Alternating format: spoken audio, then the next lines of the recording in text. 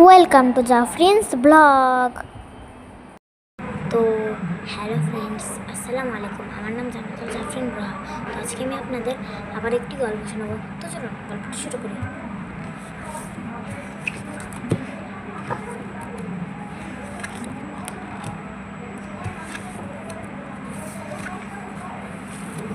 তো আজকের গল্পের নাম নেকড়ে এবং ভেড়ার বাচ্চা।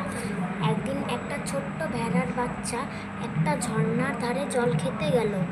যখন সে জল খাচ্ছিল তখন একটা নেকড়েও সেখানে এলো জল খাওয়ার জন্য।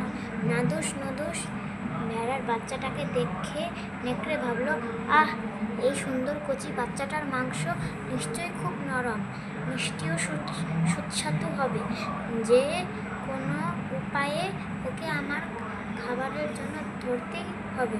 ফলে নেকড়ে ভেড়ার বাচ্চার খুব কাছে গিয়ে বলল, এই আহাম্মক, তুমি আমার খাওয়ার জলটা নোংরা করলে কেন? বাচ্চা ভেড়া ভয়ে ভয়ে ভয়ে বলল, না প্রভু, তা কি করে হয়?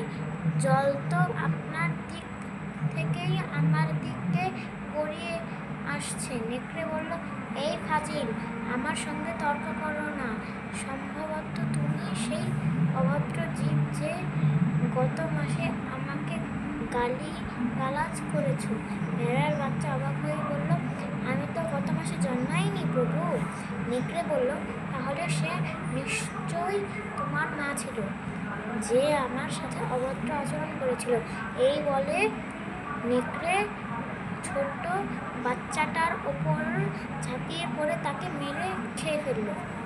তো আজকের ভিডিওটি ছিল এ পর্যন্তই। তো ভিডিওটি ভালো লাগলে লাইক করে দেবেন। Thank you.